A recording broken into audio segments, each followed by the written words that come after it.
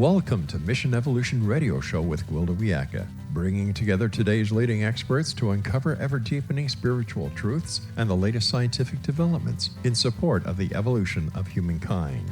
For more information on Mission Evolution Radio with Gwilda Wiyaka, visit www.missionevolution.org. And now, here's the host of Mission Evolution, Miss Gwilda Wiyaka. We've been told to expect evolutionary leaps, unity, love, and spiritual enlightenment in the age of Aquarius. Given that, why all the global turmoil and upheaval? Is participation on our part necessary for us to realize our potential in the new age? Mission Evolution Radio Show is coming to you around the world on the X-Zone Broadcast Network, xzbn.net. With us this hour to discuss the state of the new era is Dr. Siegfried Baumbach. Dr. Baumbach is Master of Real Initiation, Yoga Master, and founder of YogaArt Ashram, Iztac. He's also been a trainer of holotherapists for over 40 years.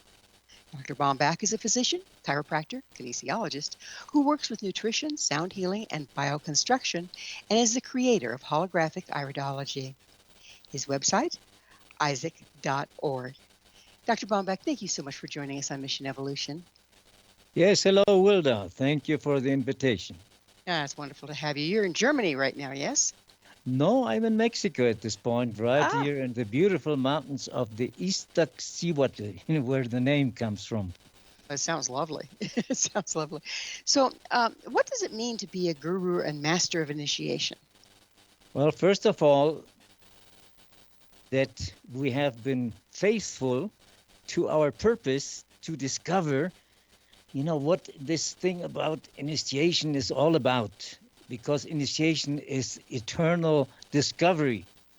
And by being faithful to it, so then we apply these things to our life as in holistic development, with nutrition, with exercise, with yoga, with qigong, then on the emotional plane and on the mental plane, to have a spiritual development, but in a holistic way, not separate from the material aspect. It seems like that's kind of where we're slipping through the cracks, is that we're trying to separate everything out. And even though we're now talking about the spiritual, mental, emotional, and physical aspects, we still have them in little 4 separate boxes. How can we bring those together? Well, first of all, by doing each day, the important part is each day, because I just listened to how important yesterday the full moon on the 12th of February was. And yes, these things are important, but actually each day is important. So if someone starts including in their agenda each day some of this, improving a little bit my nutrition, doing some exercise, doing some work to nourish my emotion in the best way, to train my mind to be clearer, and then also to study somehow things that are related to spirituality. But today's spirituality is a matter of each person. It's not a matter of organizations and religions, even though we can help each other through that. But it's that each individual includes some of this each day, and then the spiritual part will rise almost by itself. Many say we're entering a new age. What's that based on? Basically on astronomical factor of the movements of the Earth, because besides the movement around their own axle, which makes the day and night, as we all know, and the movement around the sun, which make the stations and the year, we have an elliptic motion of the axle of the Earth, which completes the ellipse in 26,000 years. And it passes through the different zodiac signs, and that makes an age. And an age so has more or less 2,160 years. And we had from Christ to now, the Piscean age, and all the signs were around that. The disciples were fishermen, and it was an age of water, so a lot of emotion and a lot of suffering also. And now we entered, since 1948, the Aquarian age, even though we are right now in the transition. But in the Aquarian age, now it's an air sign, Aquarius, and it represents a lot of things that we have been living already since more than 100 years in terms of the development with technically the things that have to do with air, which is, the traveling through the air, our communication, telephone, and now what we have, the artificial intelligence. All of this is part of the symptoms, we could say, of Aquarius. But more important than that, which gives us the basis to really communicate among each other, and so that the truth, the teachings from all times, the essence from all times, can be now received from the people. But now, as you put in the question in the beginning, do we have to do something about it so that all these things really can happen? Yes, we have to do a lot about it, even though it's in a cosmic imposition, so it will happen anyways, with or without us. But as human beings, we have the possibility to become aware of what times we are living in, so we can contribute consciously that these values that are coming up now will be implanted. So is that the particular energy that the Earth is being bombarded with now that supports the element of air and all the things you've been mentioning? What constitutes the influence that makes it different? Yeah, we can talk about the different aspects of the planets. Like, for instance, now in November, Pluton entered Aquarius, and it will be there for 20 years. But there are many constellations, even though we say in astrology, the person who is not so intelligent is ruled by the stars, and the wise man rules the stars. So that means it's a matter of conscious selection. We can elect our way we are participating in the evolution. And so we are living a very special moment, and astrologically, there are many, in this year especially, like normally one or two planets enter a new sign in a year. Now we have 5 that are changing. So a lot of changes are happening because we are right in the transition of all this. I've heard it said, and I've kind of experienced it myself, that time is moving quicker. What does that mean exactly? Well, there are people who are talking about different aspects about the dimension and of the movement of the Earth and so forth. This may be part of the story, but basically, the way because time is relative. Time is in the part of the manifestation. In the universe, in the cosmos, there is no time. There's no beginning, there's no middle, and there's no end. But in the manifestation and our perception, yes, of course there is. But we all know how our perception changes depending on the circumstances. If we are in a moment that we are anxious, time passes very slowly because things don't happen the way we want. And another moment, a lot of time passed and we didn't even notice this. And this is also on the humanity level is so because the changes that are happening and the possibilities of people of really beginning to awaken and take a big step in evolution are so big now, so that people are just in an awe of observing all the rapid changes that we are passing through. Is it like the age is the wave, but how we surf it is up to us, our gifts and our limitations? Yeah, and in some part. I mean, it's anyways, like, for instance, with this Pluton in Aquarius. Much of it means that the change is a must. So those people who want to hang on to the old forms of control and of power and all of these things, yeah, they may succeed for a little while more. and But it really doesn't last. So those people who are putting the question, and they do it from a sincere aspect, that what is really the meaning of life? What is the meaning of my life? And they do want to know the answer, because some people ask, well, we all do, but the ego doesn't really want to know, because it means a lot of changes that we have to do once we have the answers, and that the answers are not only because we have like different modes, the survival mode, the self-gratification mode, and that's where most of the people in the world are right now. And even though there are still many, many in the mere survival mode, but now of the realization of, participating in this evolution, which is the big cosmic plan. And so if the people do this question, what is the sense of my life? Then they will understand, yeah, I do have to manage matter, but matter and money and possessions and power is not the meaning of life. It's only something to manage and to handle. The meaning of life is evolution and everything that's around it.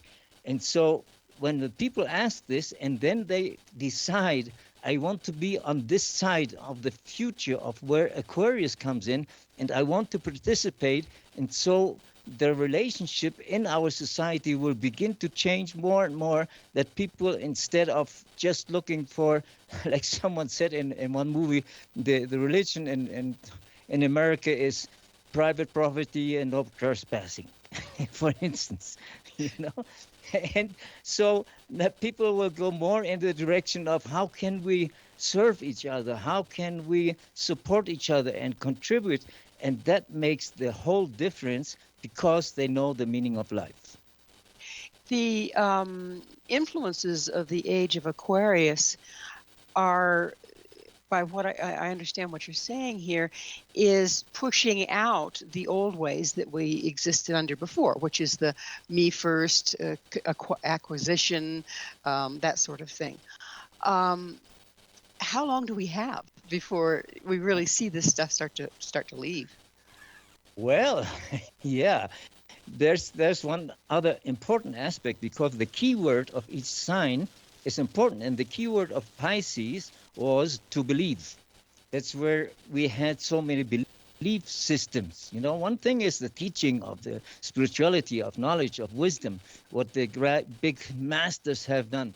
But then there's the interpretation that turns into dogma, and that's only an interpretation, and the dogma turn into belief systems. And while Aquarius, well, we're going to have to pick up on dogma, belief systems, and Aquarius on the other side of a station break. All right. And Dr. Baumbach and I will return very shortly, so don't you go away. This is Mission Evolution, www.missionevolution.org.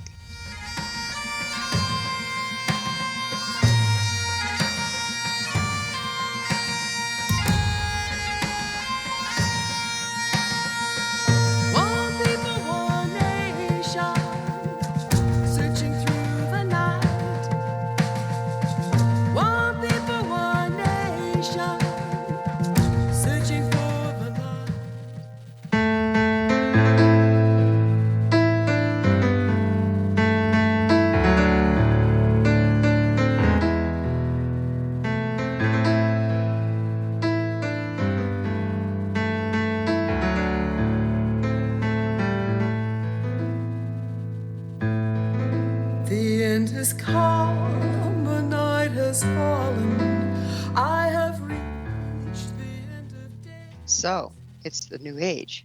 Has anything changed? With us this hour discussing entering a new age is Dr. Siegfried Baumbach. His website, iztac.org. Dr. Baumbach, we were just talking about moving from Pisces into Aquarius, and how Pisces was kind of the era of belief and dogma. Would you pick up from there, please? Yes, and now the key word for Aquarius is to know. And to know means consciousness, means science, means wisdom, which is available to everyone. And that makes a big difference because now we are in the way, of course, in a transition still. I mean, yeah, if we look around, we say, well, where is this Aquarian age? Looks to be very far away. But if we also look closer, we can see, like, for instance, I came here to Mexico almost 50 years ago. And I was practicing yoga and was a vegetarian already then. And then we saw there were a few very basic vegetarian restaurants, which were mainly for the old people and for the ulcer and for the diabetes people and so forth. And yoga was something really new, and the religion would say, no, this is from the devil and don't go to the yoga classes.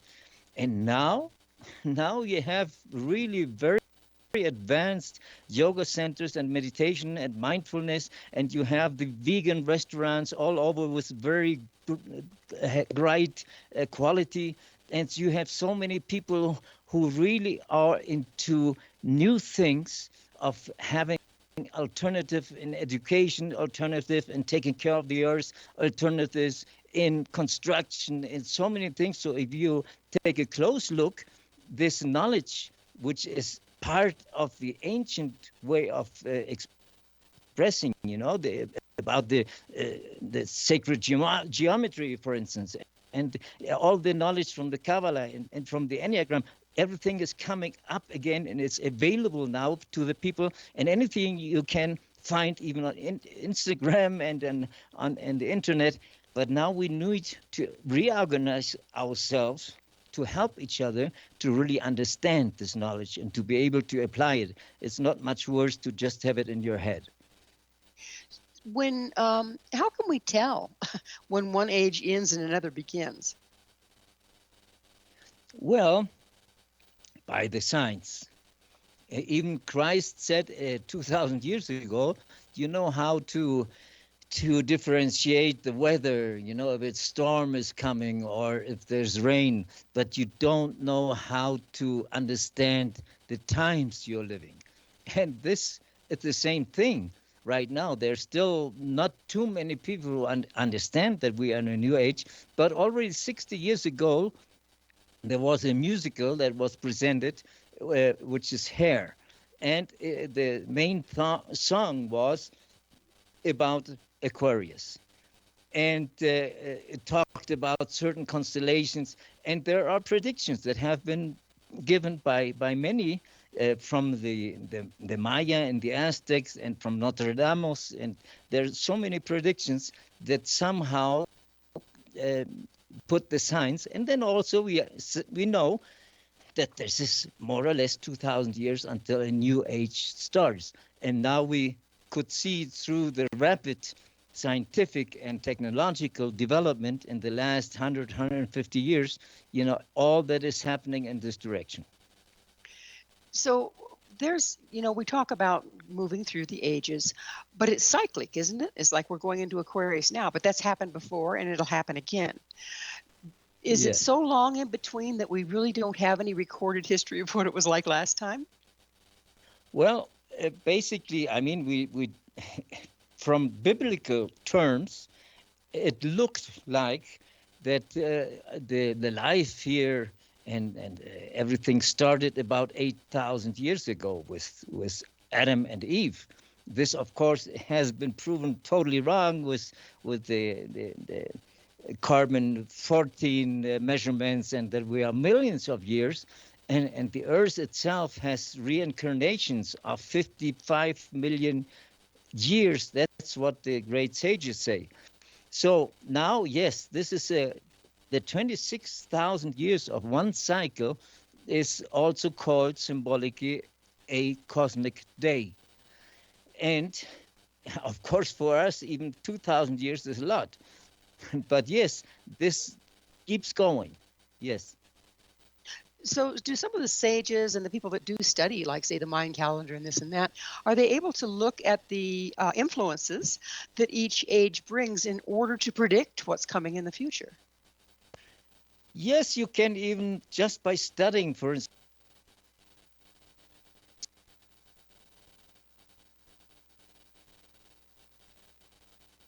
and James Webb can look for millions light years, into a different space.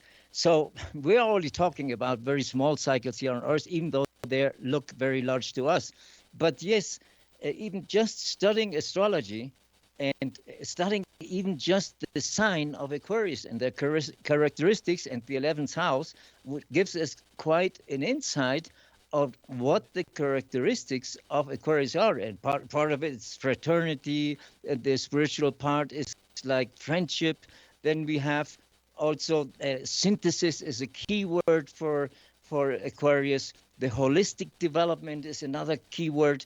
The integration, the people come together.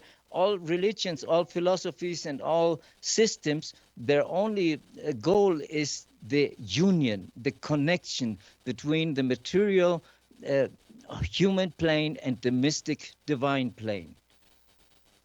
Many of us aren't feeling the love we've been led to expect from Aquarius. I mean, it's pretty messy out there right now. Why is that? That's right, yeah, because the transition, and like in many movies, the battles between the dark and the light, in a way, because it's necessary so we can clarify what is really happening.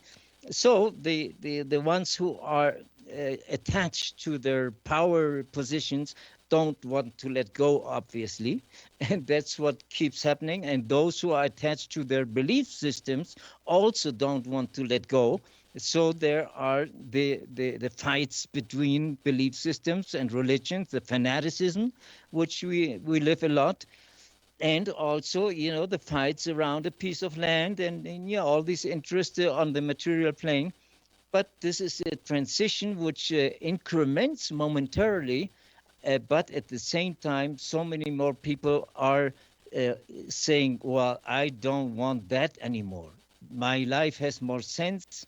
And even though maybe they are not so much in a spiritual direction yet, but even though just to be human, to be loving, to be supporting for each other, so many people take to the streets to really say, hey, we're not anymore wanting this kind of thing. But the good news is the individual in most of the countries now, not all, of course, but have much more selection. They can choose. And if somebody says, well, I don't like the abuse and the ecological aspect, and so they start just by saying, I use less plastic, I use less of this and that, I be more careful. So the individual, and that's why we have to create individual consciousness about our lifestyles. So are we basically kind of living in the chaos before the new order, like the chaos of the old breaking down and people scratching, trying to hang on?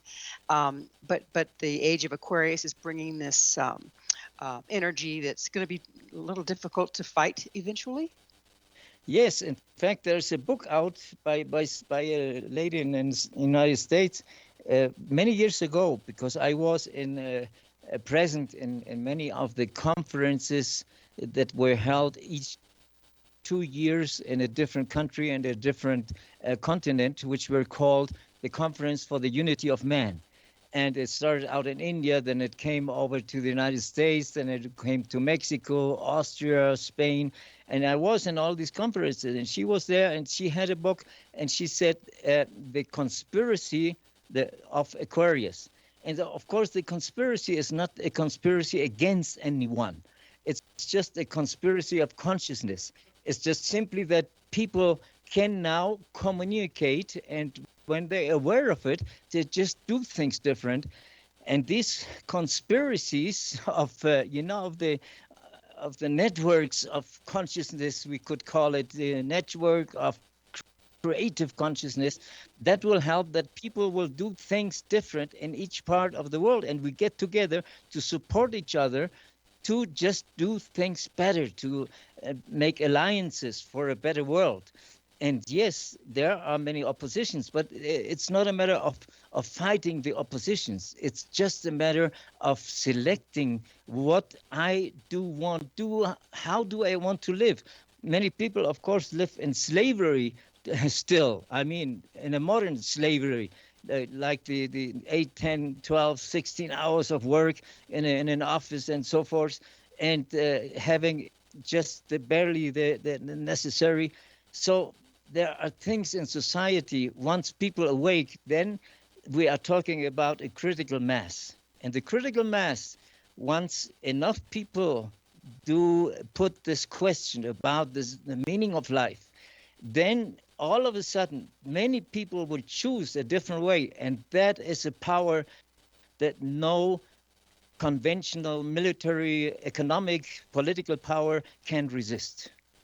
I know that my grandmother had this wonderful saying. She said, shrouds don't have pockets. So you can't take it with you. So that's pretty obvious. So why all the fight for money? It makes me wonder. Well, it's you know, if we look at this earth as a school, metaphorically talking, then we can say we have a kindergarten and we have preschool and we have university and so forth. So that's the same in evolution. So people, even though they may be intellectually advanced, but on the evolutionary scale are still very primitive.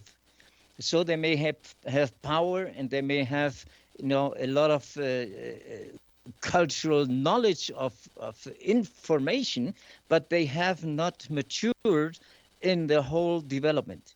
And so they act from where they are. And yes. Sounds like putting a loaded gun in the hand of an infant.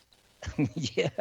Yeah. And that's, in fact, you see the animal part is there, but an animal acts with their instinct. Now, once we have a reason, we use the reason to increase the instinct and do terrible things. And this becomes more and more evident that when the people are drunk with power, that they do all kinds of things because they have not understood yet how the cosmic laws work. And because if they would ask and they would understand, they wouldn't do these things because everything that comes out from us comes back to us. Well, we're going to have to take another station break. Dr. Baumbach and I will be right back to continue our discussion. Please stay right there. This is Mission Evolution, www.missionevolution.org.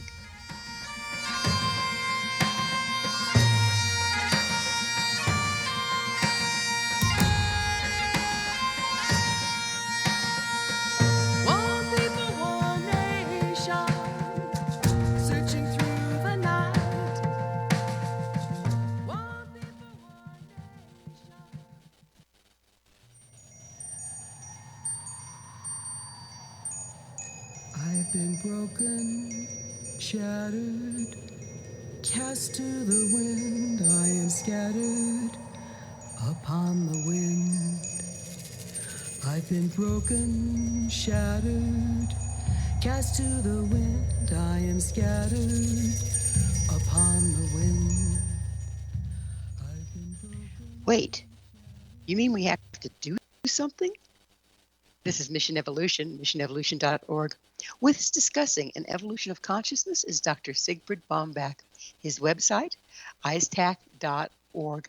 Dr. Baumbach, we talked earlier about how, the age changes, but we don't unless we participate. How do we participate? Well, first of all, to pay close attention. Pay close attention to everything that is happening in the world and around us and in ourselves. Because the signs and the messages of life are there everywhere. But we are so busy being active that we don't have the time and the silence to listen and to pay attention. And to pay attention is the most important thing. And then to understand what life is telling us, what changes life is suggesting in our personal life, because these changes come from our personal changes. And each of us are able to go into these changes, even though step by step. But at these times, the possibilities that these changes also in our lives don't have to be so slow anymore. Because if we pay attention, it can happen very fast. In fact, with the kind of activity I'm doing, with really starting to attend myself in this holistic development that I mentioned in the beginning. And so if I do these things and I put in my own vision by also studying what means Aquarius, and then I connect with this and propose to myself, I want something more than just money and commodity and influence or fame. I want meaning. I want sense in my life. And then things are beginning to happen, because the people, the books, the courses, the information, everything will appear in its right moment, because everything is connected. And if we are really attentive, that's why the old saying, if the disciple is ready, the master will appear. And if we do this, the answers will appear, and we will connect also more and more with our inner voice, with our true essential being, which actually is talking to us all the time. So, if I understand you correctly, what's required here is to reevaluate our intention and set a more accurate one. Well, the accurate, of course, is relative to who says. It's not a matter of establishing now, what's right or wrong, or what's better or worse, and it's a matter of where am I at this point in my life, which things I'm kind of tired of, and which things I really would like to see appear in my life. And then be very aware of the direction that my life can take, because each one is in a different point. What for someone is an advanced, for somebody else would be going back. So each one has to find out what is for me the point which goes forward and up, and act on it and have faith that this is the right thing, especially when it came to us in a special moment of silence, of a nature walk, of meditation, of some moment that our energy was on a higher level. So does the powers that be, or the life basically, speak to us in metaphor? Is that what you're talking about, the signs? Yeah, in many kinds of ways. I mean, it talks to us from the outside, from the circumstances, from people we meet, from things that call our attention, and it talks to us from the inside, from physical sensations. Our body talks to us all the time, from our emotions, from our thoughts, but we have to learn to create the silence, to be aware of it. Like, for instance, in yoga, there's in the Ashtanga yoga is a fifth step, which is called pratyahara. And pratyahara is this putting attention to all our senses, but also to everything that's on the inside. So life is talking to through everything all the time to us, but we usually are not very in a quiet space because of being very much distracted with our thoughts and worries and plans and attachments. And so we don't have the space to really understand these messages. That's why all the practices that have to do somehow with mindfulness, to just stop and to just breathe and to just put attention, are very helpful in this direction. I'm preparing to teach people in a long way of different possibilities, how to really get into a different way of learning, not by forcing the memory, but by relaxing, but just receiving and having access to the subconscious, and this way learning really easy anything they want. That sounds interesting, because I know our way of learning needs to shift, because it's all mental, and we're just rehashing. If we're just learning things that have already been brought forth or hypothesized, we're just rehashing old ideas rather than accessing new ones. So in this new method that you're talking about, what channel does it come in? If it doesn't come in through the mind, how does it come into us? Well, mind and left brain are two different things. Mind is all, you know, but we are almost only working with left brain, which is words, which is numbers, which is measurements, which is comparison and so forth, and it's memory of data. And then you learn the data, and then you repeat it in an exam, and then they say, you know, this is not really learning. First of all, we have to understand and train ourselves to also activate very consciously the right brain, which is more space and sound and intuition and, you know, all these things, and then learn to work with both brain halves together. And there are methods that we are including in this, how to train this. And then basically most of it, it's based on relaxation of breathing and on how to take in the information and how to repeat it and how to create states of attention from inner silence that are different. And I'm creating a whole system of what I call is a online didactic culture, because now we do it online. It's different than present. And we have to create this magical space so that people really can learn easily. And yes, there are many aspects that work together, even with the involvement of the physical body, of the emotions. And now the mind, instead of working only in a sequential, linear way, now it can work in a simultaneous, cubic way, we could say. Opportunity of evolutionary growth is associated with Aquarius. The opportunity of evolutionary growth. First of all, well, there's so many aspects in life, and the common aspects in Mexico. There's a song which is about salud, dinero y amor, which means health, money, and love.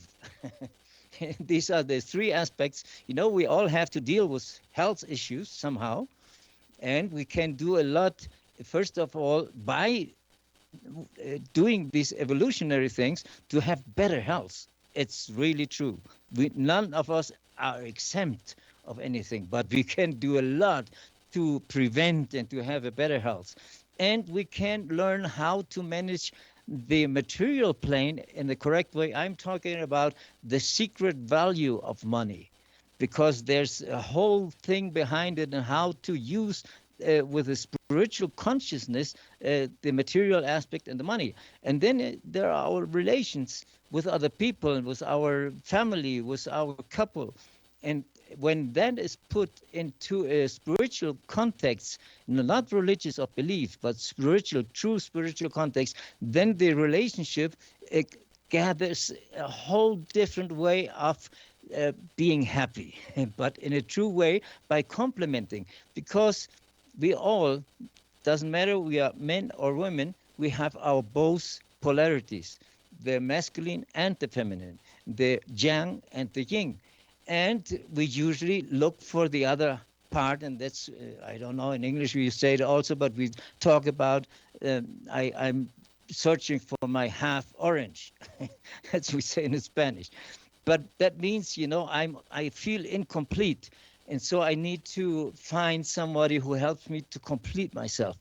But in this way of developing, we complete ourselves, and yet we can do it with others, but we can achieve more and more completeness in this sense, and therefore really understand our potential, our latent potential of learning, of knowing, of applying things for the better of evolution. For instance, that is contributing to the big cosmic plan.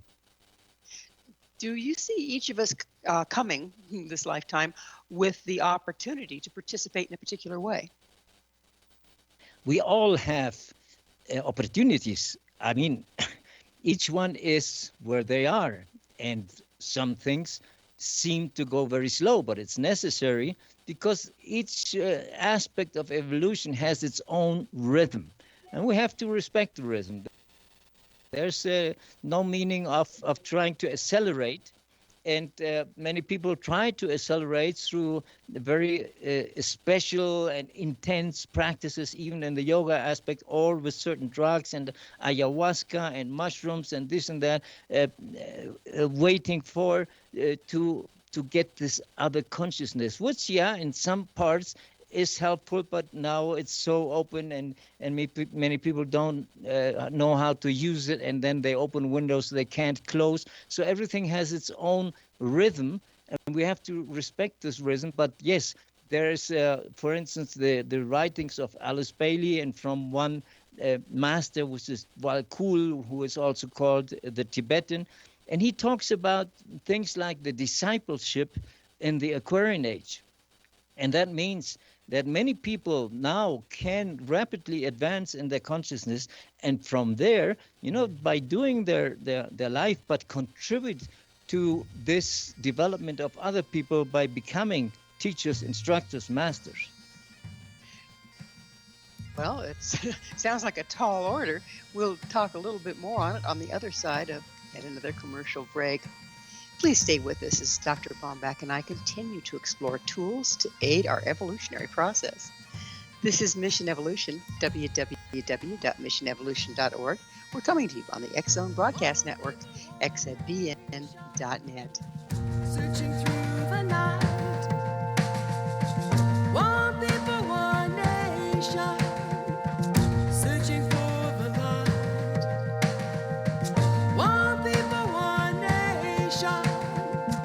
Coming from the stars, one people, one nation. To heal this earth of ours.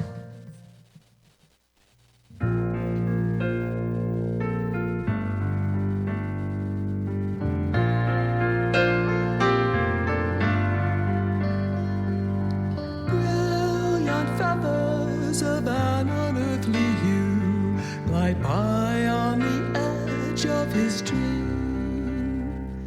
A whisper of touch. Are you prepared? This is Mission Evolution, missionevolution.org. We're continuing our discussion with Dr. Siegfried Baumbach. His website, iztac.org. Dr. Baumbach, we've been talking about preparing to take advantage of the new energies in the new age. And I like what you said about having to attend to, our health, abundance, that sort of thing. Is our ability to evolve restricted by our physical health? And a lot of us are having a lot of health challenges right now.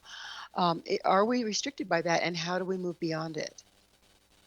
Well, this also, of course, has two sides to it, because many times, especially if we look deep into what are the true reasons why we are having disease and sickness, and our medicine scientifically has advanced a lot, but it has been stuck in the material plane, that is the mechanisms of the body, and the causes of disease are not in the body. They're on different energetic levels and in the mind. In the human being, there are, of course, laws like cause and effect, which also act on the group level and on the animal level. But in the human being, it has to do a lot, especially with our consciousness. So disease as a result, yes, of errors which are committed in the physical plane, like in nutrition, for instance, or are committed in the emotional plane by not knowing and being always angry and being always in fear and being always, or very proud. All these emotions, they produce biochemical reactions in our body. In fact, physical quantum science tells us that we have 50 trillion biochemical reactions every second in our body. So we can translate that into that everything we see, everything we hear, everything we feel, plus everything we feel in our emotions and we think in our thoughts changes immediately into biochemical reactions. And these biochemical reactions, of course, can be harmful or they can be curing people. So that's why we have miraculous cures when there's a change in consciousness. But we go deeper into it, and then we see that diseases have a message, is part of the evolution, because we always have the polarity. And it only impedes if we do not do the right questions, and that's we don't put the right questions usually. We only say, well, I go to the doctor, I pay you, and you take away this pain from me. But whoever asks, what did I have to do? What is the message of life to me? Why I have to have this disease? So we look for the mechanical causes, which is just a chain of things, and then we try to interfere with these mechanical causes, which can work for the moment. But if the emotional and mental causes are still existing, like, for instance, a person who is always angry, so the liver finally will have its reaction. So yes, they can impede in the moment because I can't do all the things I would like to do. But then we see people who, through the illness, they really advance a lot in their evolution if they put the right question. So the illness serves as a roadmap to the imbalance that's causing the problem on all four levels. Yes, because finally in medicine we talk about homeostasis, and homeostasis is the perfect balance. And if anything is out of balance, we go polarize into one direction, then something will not be right.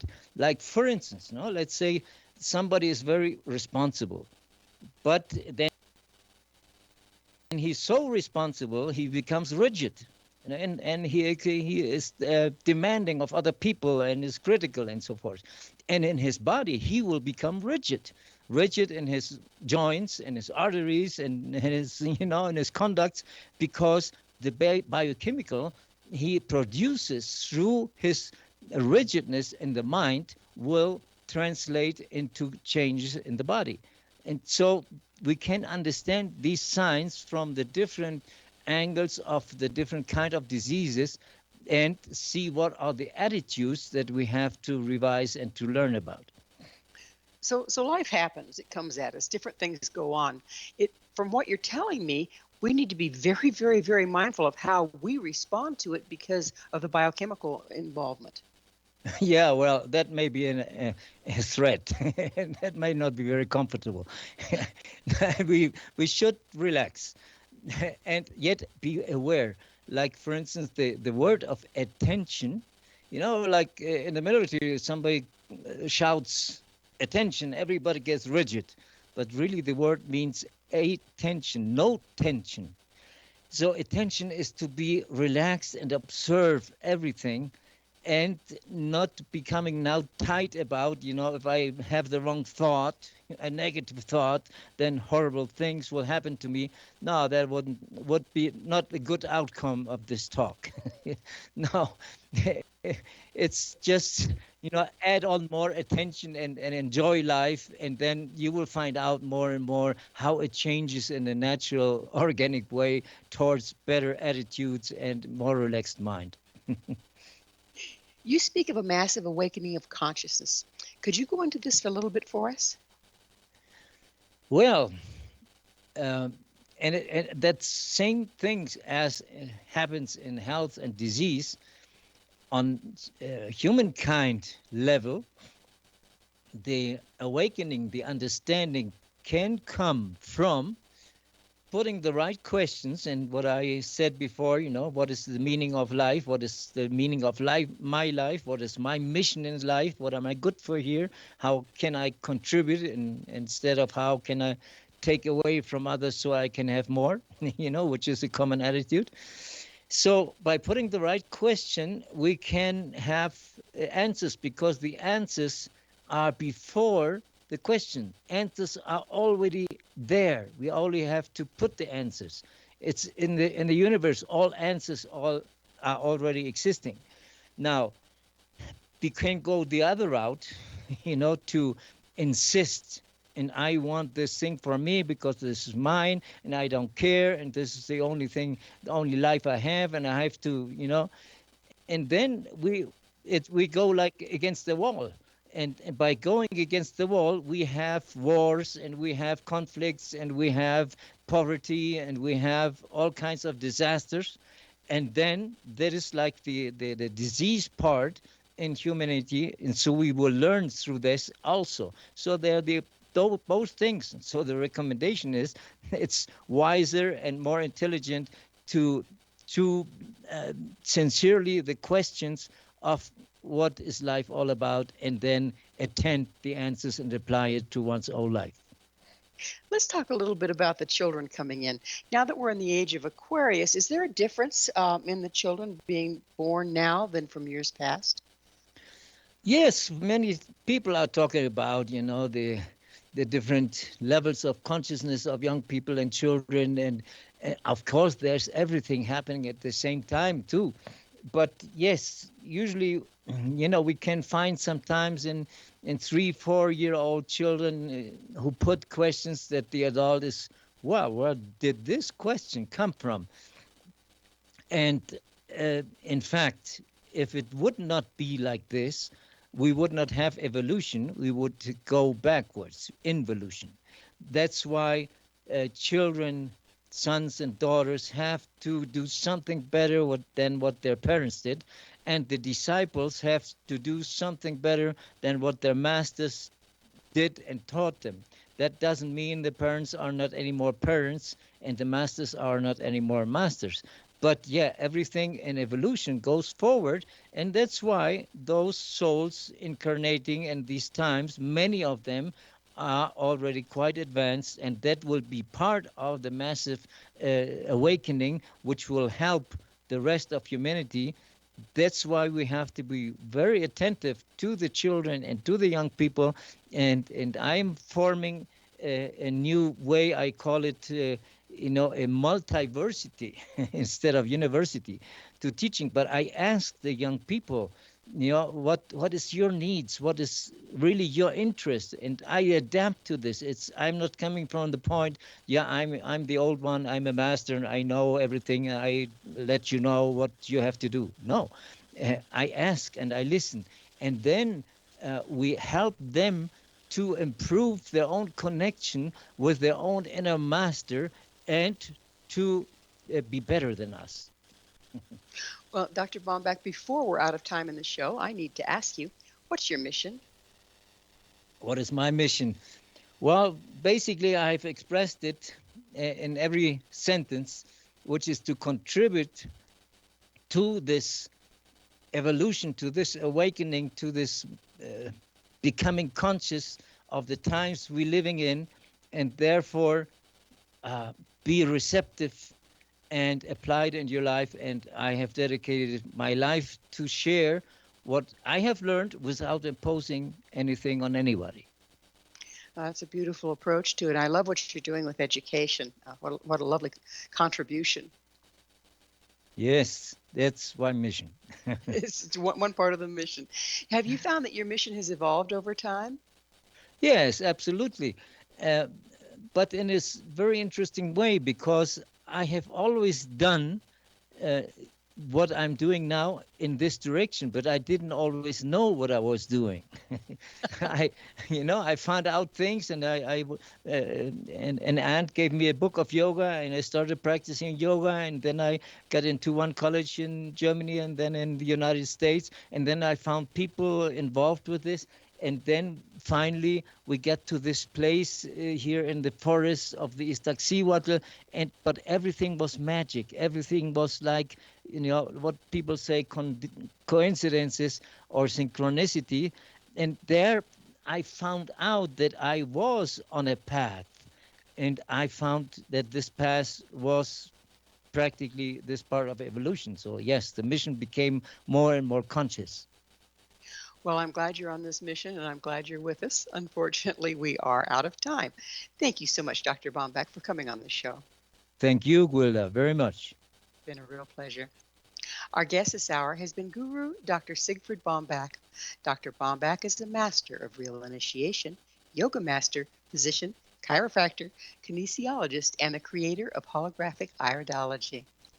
To find out more about Dr. Baumbach, where you can find all he has to offer, visit his website, iztac.org.